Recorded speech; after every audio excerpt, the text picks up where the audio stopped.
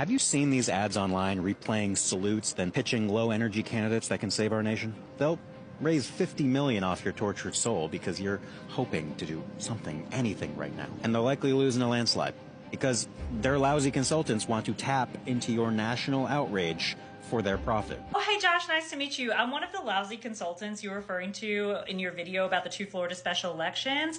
And I thought that this would be a really good opportunity to introduce myself and also to fact check you since you just lied to 2.2 million people. So first things first, there are no DC consultants on either of these campaigns or the PACs. So I don't know where you got that from. You must have literally pulled that out of your ass. I also just want to point out that in an industry where 75% of it is run by men, including male-owned firms, these campaigns, along with the PACs involved in these races, are almost entirely women. All women, and none of us are millionaires. You also claim that all of these resources are being spent on mail and TV. Like, what are you talking about? That's just not true at all. From what I've heard through the grapevine, both of these campaigns individually are spending almost all of their resources on ground game to actually get out and talk to voters and convert them. And then our PAC, National Ground Game, which is the leading PAC in this fight, we're making sure that we register voters and deep canvass them for these campaigns. So that's where all of our resources are going. Also, you call gay a mediocre candidate. So I'm just wondering, like, how long it takes for you to go to a website and read about somebody. She has such an inspiring and honestly devastating story. Her son and husband both died within a year of each other, her son from cancer and her husband from ALS.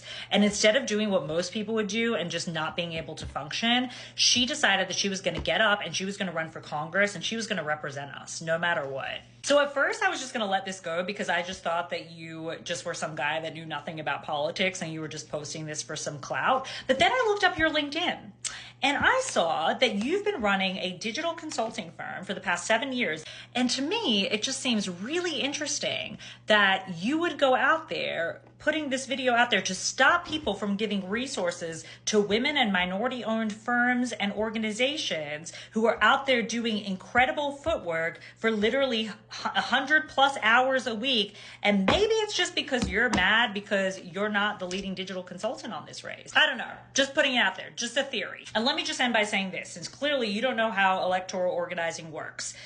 We are under no delusion that these are red districts. We are very, very well aware of that. And you know what? That is even more reason to make sure that we have resources in these districts to eventually flip them. Because we understand as electoral organizers that we might not be able to flip this in a cycle. We might not be able to flip this in even 2 cycles. Some of these districts take generations to flip, but it is our obligation as political operatives and people that know this work to get